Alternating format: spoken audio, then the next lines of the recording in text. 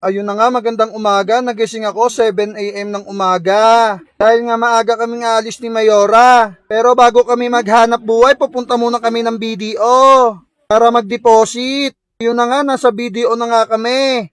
Hindi ko na nakuha nung biyahe namin. Ayan, naglalakad na nga kami niya papuntang BDO. Nung makapasok na nga kami ng BDO, ayan, nag-type muna ako para makakuha ng ticket. Yung waiting number namin. Ayan, nagtatype na nga ako dyan. Tumipas nga ang ilang minuto, tinawag na yung number namin. Ayan na nga, si Mayora pumunta na ng counter. Tumipas nga ang ilang minuto, natapos na ang transaksyon namin sa BDO.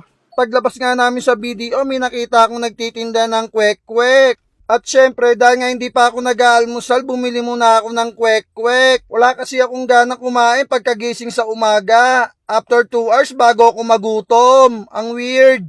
Ganun din ba kayo? Fast forward tayo, ayun na nga, nasa biyahe na kami. Para maghanap buhay at mabuhay. Ayun na nga, medyo umaambon at mapagang panahon ngayon. O diba ang kapal ng pag, parang mukha ng kapitbahay mo, kapal ng mukha. Joke! Lumipas nga ang ilang minuto, nakarating na kami sa store ng customer namin. Ayan, mga naresibuhan ko na yan, yung mga na-deliver namin. O diba, napakadaming paninda ng customer namin. Halo-halong pasalubong. Meron pang binebentang ashtray dito na Dax. Dax na Dax talaga. Forward tayo. Dito na kami sa isang customer namin. Ayan, nagre-resibo na nga si Mayora. After kong mabilang. Ipas na naman ng ilang minuto.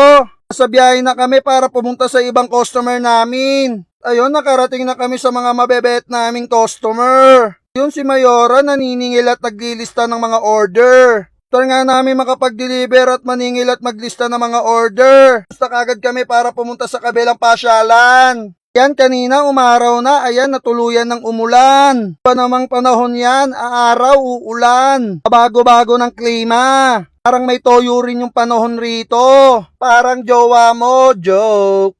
Ayun na nga, fast forward tayo. Lumipas ka ang mahabang oras. Natapos na kami mag-deliver sa lahat ng customer namin. Kaya naman nung nakauwi na kami, ay nang asar naman sa mga bata. Sa kasi ito sa pang-stress relief ko. O diba, lakas ng trip. Kanya-kanyang trip lang yan, walang basagan.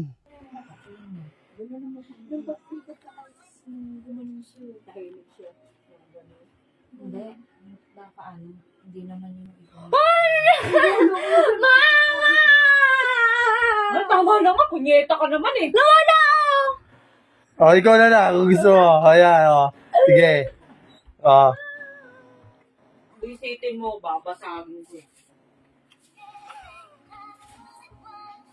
Pilit nagpapakwititig. Hindi rin, naglalaway ka. Dinadakot yung Kahit takpan lumalawit pa rin.